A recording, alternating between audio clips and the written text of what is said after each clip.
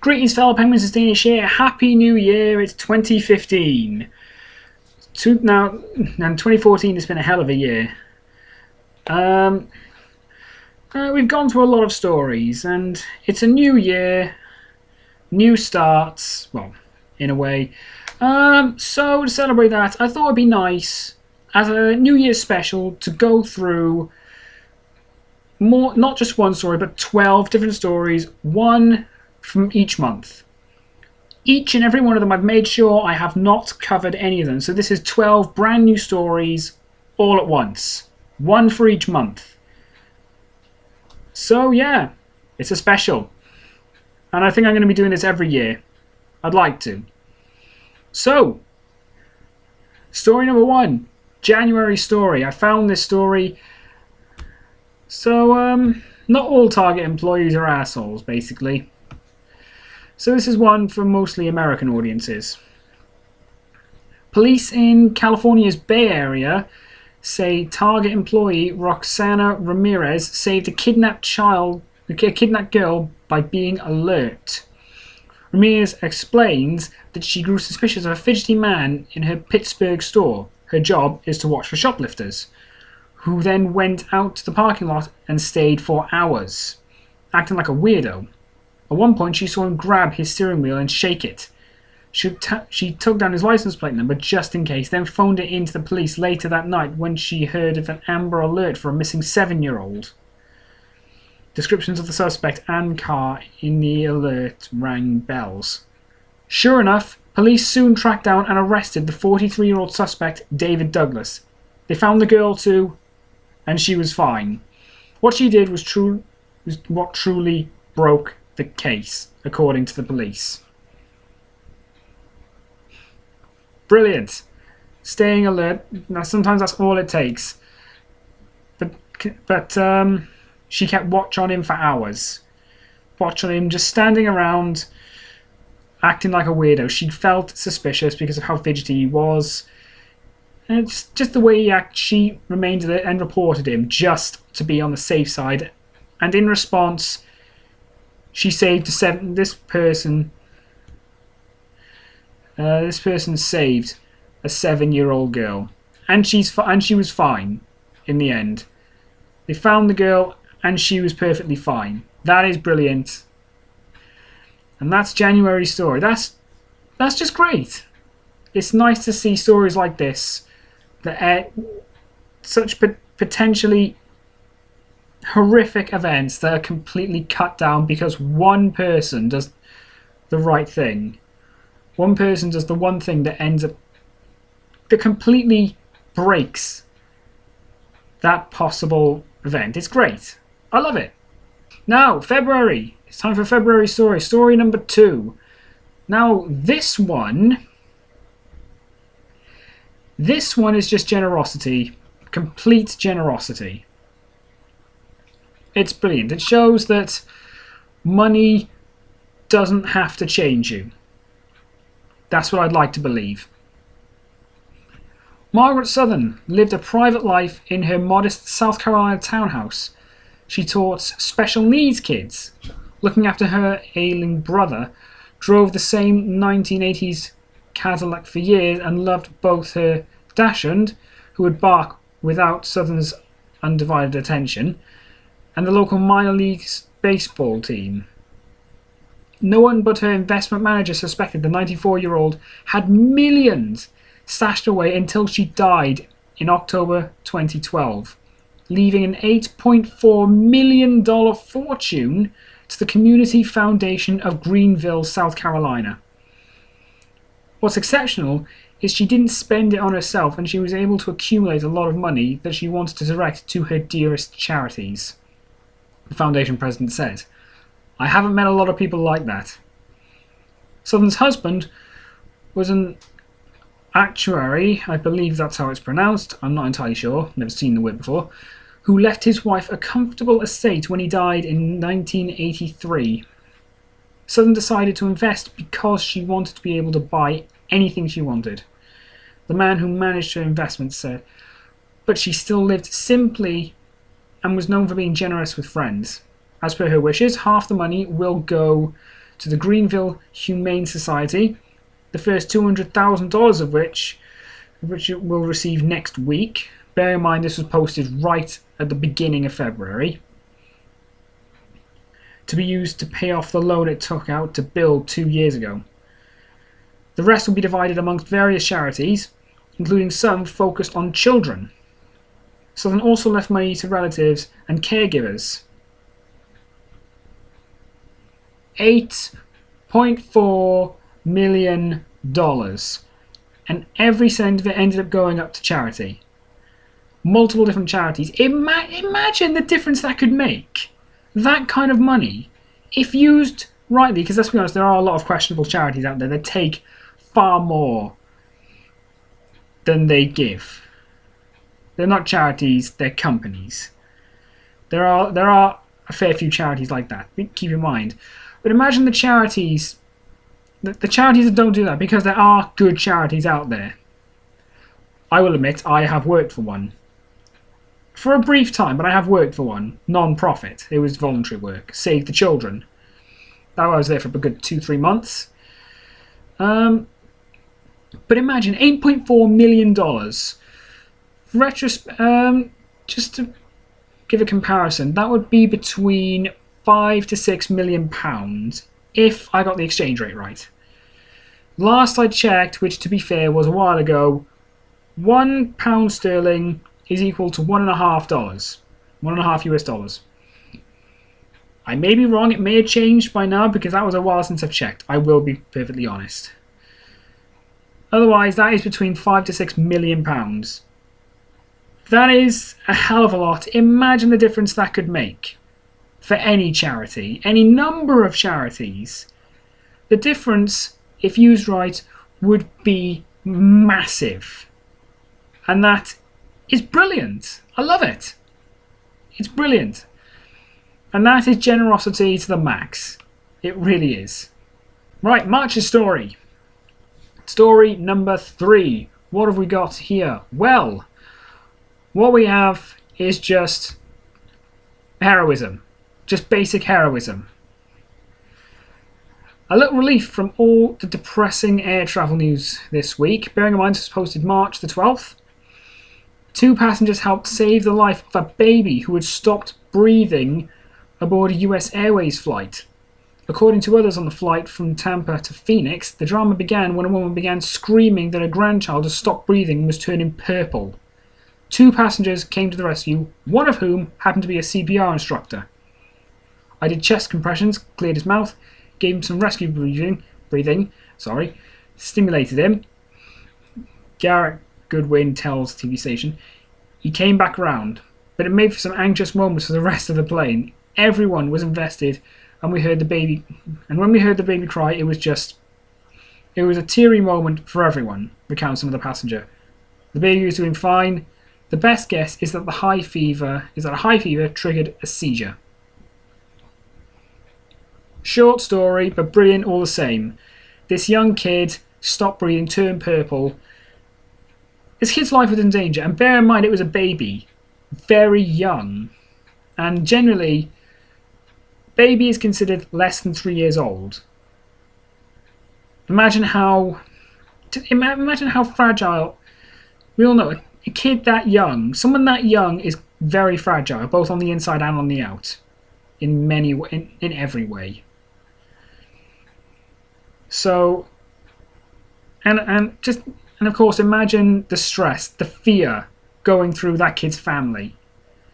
And these 2 guys saved this kid's life. Very good. Well done. Well the fuck done. There is no other way to put it. Well done. Again, another brilliant ending to an otherwise scary story. And I'm glad. I'm glad. I genuinely am. I'm glad this kid made it through. Story number 4. Time for April's story. Now then, this is pretty cool. We have covered a story similar to this, but this is still pretty cool. Age does not, just because you're young doesn't mean you can't do something completely extraordinary. A 4th grader is being hailed as a hero for keeping his cool and saving his dad's life after a snowmobile accident. But I can't pronounce that once again. I do apologise. Age 9, and his father was snowmobiling in South Lake Tahoe. Jesus Christ, I am terrible already. Tahoe, I believe, I don't know. When Dad, John Taylor, lost control of his machine and ended up pinned beneath it with a broken leg. Bode couldn't dig him out and had no choice but to hop back on his snowmobile in the remote locale and try to find help. I freaked out because I didn't know where to go, he said. But he soon calmed down, riding it for 20 minutes until he came across a tourist group whose leader radioed for help. Then the tricky part, Bode led them back to his dad without a GPS device. He showed a lot of maturity for his age, says a California Highway Police patrol officer. It's the calm and composure he had during the whole thing. 9 years old. Bear in mind, this kid is 9 years old. He had no way whatsoever of knowing where to go or what he could do to save his father. This kid ends up driving the snowmobile. Let's not forget that. For 20 minutes. He managed to drive the snowmobile, happened to find a tourist group, and then again, without a GPS device, wandering aimlessly, he successfully led them back. They found him. They found his father. He saved his father's life on his own. On his own. 9 years old.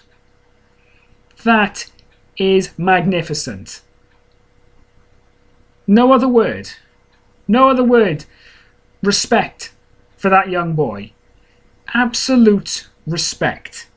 Time for May's story now. Now what have we got for May? Well, a bit of a surprise for me. A governor who's not a little shit.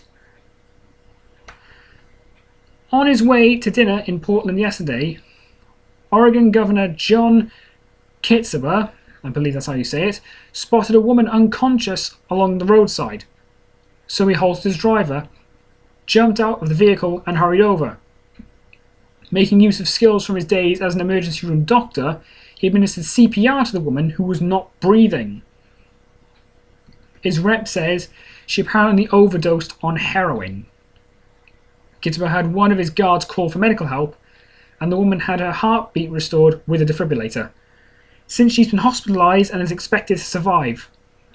She has since been hospitalised and expected to survive. I do apologise. The governor wishes her well and hopes that she seeks treatment in order to avoid the bad situation she was faced with today. Kitzhaber took similar action on the campaign trial in 2010. During a debate, an audience member had a seizure. The debate was paused as Kitzhaber ran to the man to help him until medics could get there. Oh, and he also trapped an intruder in a revolving door in 2005. So this governor ended up committing not one, but 3 acts of significant heroism, 2 of which involved saving someone's life. 3 significant acts of heroism within the last 9 years. Which many people would think, oh, that's ages. But still, he did it. Not because people told him to do it. He did this off his own back. I mean, the most recent, he was in his car. He happened to notice someone collapse on the sidewalk, told his driver to stop the car, and he rushed out himself. No one told him to. No one told him to do this but himself. And that goes the same for these other 2 events that were also mentioned in this story. Not all government officials, not all governors, not all of them, most of them, but not all of them are complete pricks.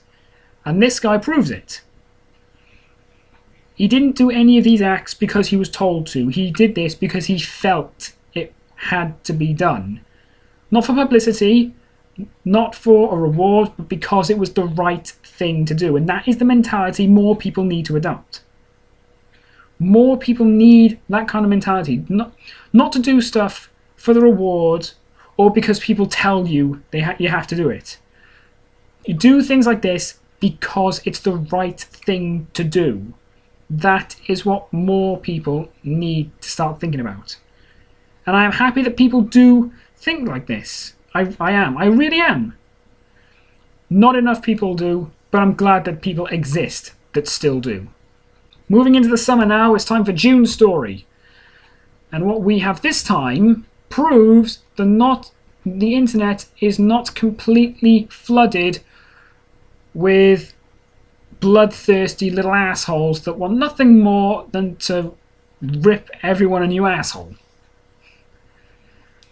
This shows that there are a lot of people on the internet who want nothing more than to reward those who believe they deserve it, support those who they think need supporting. John Mays became a hero after he stopped a gunman in Seattle Pacific University this week, and the world is showing its gratitude online, noting that Mays is getting married this month. Supporters posted his wedding registry on Reddit with the note, "This is the wedding registry for the man who subdued the CPU gunman. You know what to do." Now, every gift available online has been bought. "It's only a loaf plan, but it gave me the chance to say thank you," noted one user. "My company just bought him a memory foam mattress pad with my company visa," posted another. On top of the registry buys, backers are crowdfunding his honeymoon. And it should be a lavish one, as they've raised more than $19,000 for the trip, despite the target of just $5,000. Shove it up your ass, mass media. This was the internet's work. This was our doing. This is us, just the internet in general. This is what we have done. Obviously, not me personally, because I was unaware of this at the time. But just the internet in general. Those who heard about this, it was posted online on Reddit, and clearly thousands, it would seem, thousands of people wanted to reward this guy. And they did. They not only paid for his wedding gifts, but funded his honeymoon, nearly reaching quadruple of the original target. $5,000, they hit over $19,000 instead. That is brilliant. It really is. So shove it up your ass, mass media. We are not just bloodthirsty little pricks. Clearly the internet knows when there are people out there that deserve this kind of treatment. This guy commits an act of heroism, people notice it, and they are rightfully rewarding him for it. He deserves this. I agree, he deserves this. Who knows how many lives this man saved? He deserved everything he got through this funding. He really did. Now we've got July's story, right into the summer holidays. Now this one is just the epitome of inspiration. It really is. Because of a rare brain condition, 6-year-old Lucas Aldrich has a shortened lifespan and doesn't have the ability to walk, talk, or eat by himself. But the Idaho boy has got a pretty amazing older brother. Noah, age 8, is his best friend and tries to involve him in everything he does, including a mini triathlon in Boise earlier this month, where he pushed and pulled Lucas along the entire course. After initially hearing about the event, he said, "Mum, I want to do this with my brother." That's where the idea was born. And I think the next day we started training. His mother tells KTVB. The boys trained for 3 months ahead of the race. During the 200-meter swim, Noah wore a harness and pulled Lucas along in a raft. During the 3-mile bike ride, he pulled his brother behind him in a jogging stroller. And during the 1-mile run, he pushed his brother in the stroller, making it over the finish line in 54 minutes. It was a little nerve-wracking, but exciting and exhilarating at the same time, their mother says. And we're definitely proud. As a parent, it was a pretty incredible thing to watch. Indeed, and it's an incredible thing to hear about. Not all siblings are out for each other's blood. Proof here. And I do remember hearing a very similar story. It may be the same story, it may not be. Of a British kid who, I believe, yes, the kid was diagnosed with cerebral palsy. A horrific condition. And his brother pulled him along. It was more than the mini marathon. It was a triathlon, actually. I think it was a triathlon. And I remember hearing the officials say, look, we may not have room for you and your younger brother. Would you consider running the race on your own? And the kid said, no. No, I wouldn't. And eventually, they finished. They did go through it, and they finished as a team. Same thing here. This 8-year-old boy carrying his 6-year-old brother through a mini marathon. Same thing as the other story I just mentioned. There we go, 2 stories in one already. So make that 13 stories. And the one thing I think, the one kid said with the British sibling story I mentioned, I believe applies to both. The kid was asked, when you're doing this, what are you thinking about? And the kid says finishing. Not first, second, or third. Just being proud that we finished. That's brilliant. I think that applies to both. It's just brilliant. And I'm sure both families are very proud. And they have every right to be. Because this is brilliant. Right, we're reaching the end of the summer now. August story. This is going to be a long video, but still, worth it. August story, this. I didn't believe this when I read it. I really didn't. This is cool as hell. It is, as Gorka notes, better than a Disney movie. A 3-year-old girl survived 11 days in a remote Siberian forest and got rescued thanks to her puppy. Karina Chikitova's trouble, I believe that's how you say it, apologies once again. Trouble began July 29th when she got lost, apparently after setting out to follow her dad as he walked to his native village. Mum thought she was with Dad, and Dad thought she was at home, and they didn't realise she was missing for 4 days. Search teams set out by land and air to no avail. Then Karina's puppy returned home, which was initially seen as bad news. That was a moment when our hearts sank because we thought, at least with her dog, Karina had chances to survive, a rescue official said. Nights in Yakutia are cold. If she was to hug her puppy, we thought this would have given her a chance to stay warm during the night and survive. The puppy, however, then led rescuers back to Karina. She was weak but conscious, explaining that she subsisted on berries and river water and made a bed for herself in tall grass. She's recovering in the hospital, though her biggest malady seems to be insect bites. Bears and wolves are known to roam the area where she was found. What the hell? What the actual... She is 3 years old! How is that even possible? This kid, 3 years old. At that age, I'd only just learned to fucking walk. But this kid survived 11 days on her own in a Siberian forest, surviving on berries, river water, making her own bed out of tall grass, and managing to avoid the bears and wolves that which would have undoubtedly ripped her apart.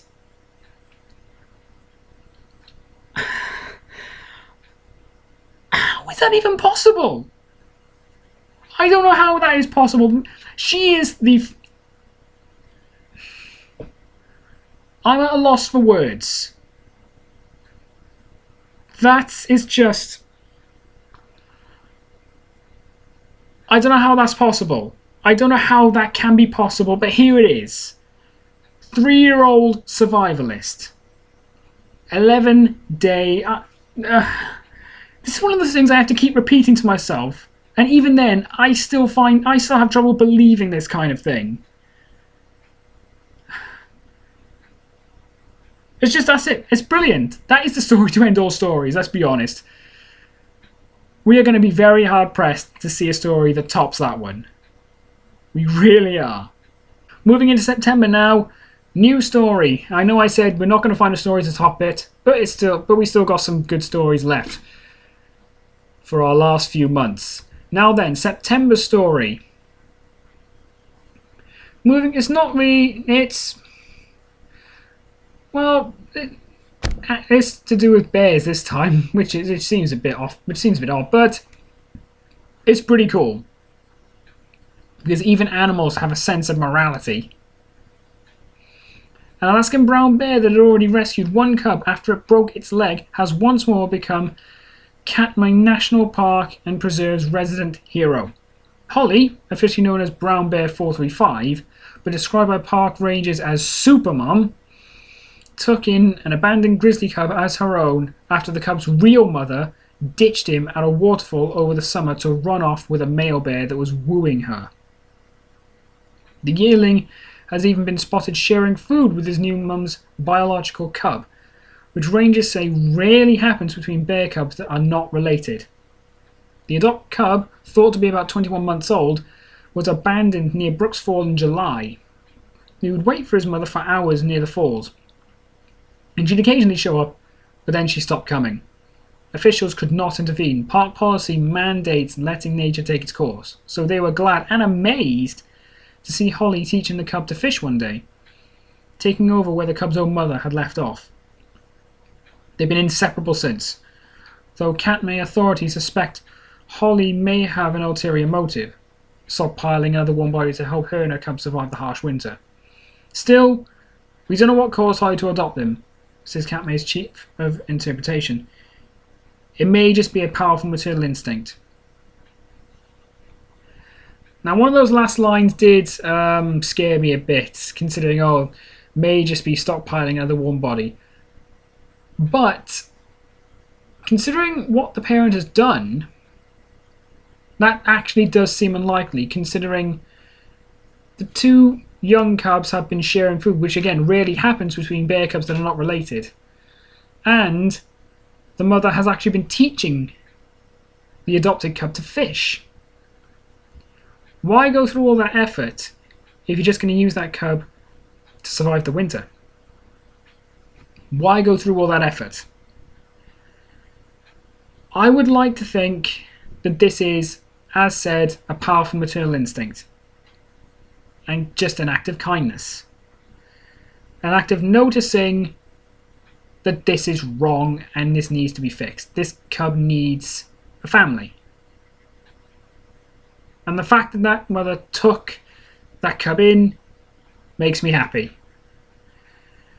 I would like to hope that there was no other more dark ulterior motive. October now, story number 10. Technically 11, but well, story number 10. Anyway, this is just cool as hell. This shows, well, a promise is forever, basically. A promise is forever. When I was a kid, I promised my brother that if I ever won the lottery, I would split it with him. Eric Hale says. But instead of pleading amnesia when he found out that he'd won a Powerball jackpot of $1 million last month, the Oregon man says his brother was the first person he called. I never believed he would actually do it, says Quinn Hale, but he did. The oversized Oregon lottery check was made out to Eric and Quinn Hale, and each brother walked away with about $335,000 after taxes. Eric Hale, 45, played the same numbers he's played for 2 decades, 7, 14, 21, 24 and 41, getting all 5 right but missing the Powerball number. He bought the ticket en route to visit his mother. He and Quinn, 43, have been close since they were kids, Eric says, and they lived together in their 20s and 30s. Quinn now lives in Washington. He plans to use the money to pay off student loans and for a down payment on a home. His generous brother says he'll invest some money, use some for graduate school, and take a trip to China. A promise is forever. That is awesome. Respect. He could have pled amnesia, say, oh, I don't remember saying that. No, he kept his promise. Decades in the making. Brilliant. Personally, obviously like him as well, personally to me a promise means a lot. A promise is basically a vow. And if you are to make a promise, regardless of how old, regardless of what kind of promise it is, you only make a promise if you know you will back it up. Because that, depending on what you do with that promise, basically proves exactly what you are. Are you trying? It proves whether you're whether you're honest or you are a lying little shit, basically. Only make a promise if you know you are gonna keep it. Right, we're nearly done. It's November's story now.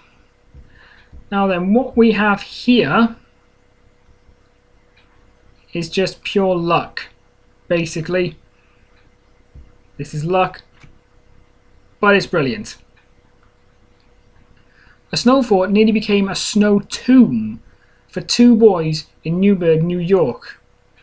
Police say the cousins, aged 9 and 11, were playing in a parking lot across the street from their apartment complex when a snowplow buried them in a mound of snow. They were trapped there for at least 4 hours. A frantic search began when the boys weren't home by 10 p.m. and they were finally found under more than 6 feet of snow at 2 a.m. after police spotted a small shovel partially sticking out of the snow mound. The boys were both conscious and they were hospitalized for exposure and are now in good condition.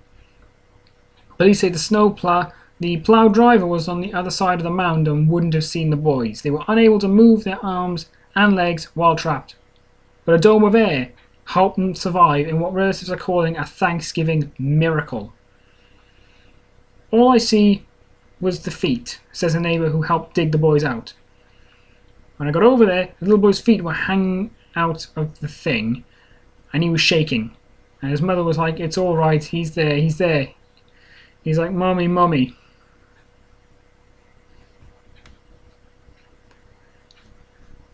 Pure luck. Pure luck, but the best kind of luck. It's unfortunate, an unfortunate event, but it's very fortunate their shovel was sticking out just enough for someone to notice them before they suffered any real permanent damage. Brilliant. They both survived and are both fully I think by now fully recovered. There's not much else to say on that except I'm glad. I really am. I'm very glad those kids survived. Alright, the final story now. The final story to do with the Pope, of all people. And this is yet another reason, just on top of the main reason, the fact that he has absolutely no issues with homosexuality, when the other Pope did, because the other Pope was a bit of a dick sometimes, especially compared to this guy, Pope Francis. But this is something awesome that he did on his own birthday. Pope Francis spent his birthday last year by going to church with 4 homeless locals. This year, he upped the ante, celebrating his 78th birthday on Wednesday by donating 400 sleeping bags, complete with an imprinted papal coat of arms, to homeless people around Rome. volunteers and Swiss Guard members handed out the birthday gifts in local railroad stations and near a cemetery where the homeless are known to congregate, telling recipients, "This is a gift for you from the Pope on the occasion of his birthday." Next up on the Pope's to-do list, completing 3 public showers right off St. Peter's Square. In a nutshell, the new Pope is fucking awesome. This guy is clearly, he's obviously just in general, he's a good guy. He clearly is. He passes no judgment on anyone whatsoever. He does not judge anyone for their choices, for who they are, like the other Pope did sometimes. I mean, the previous Pope, I forget his name, he was a bit of a dick sometimes. I mean, the mass flooding, yeah, that happened years ago. He blamed because people were too lax on homosexuality kind of thing. This guy says, if you're gay, that's fine. That's fine. There's nothing wrong with that. And why did he say that? Because there is nothing wrong with that. The new Pope is far more tolerant, and that is good.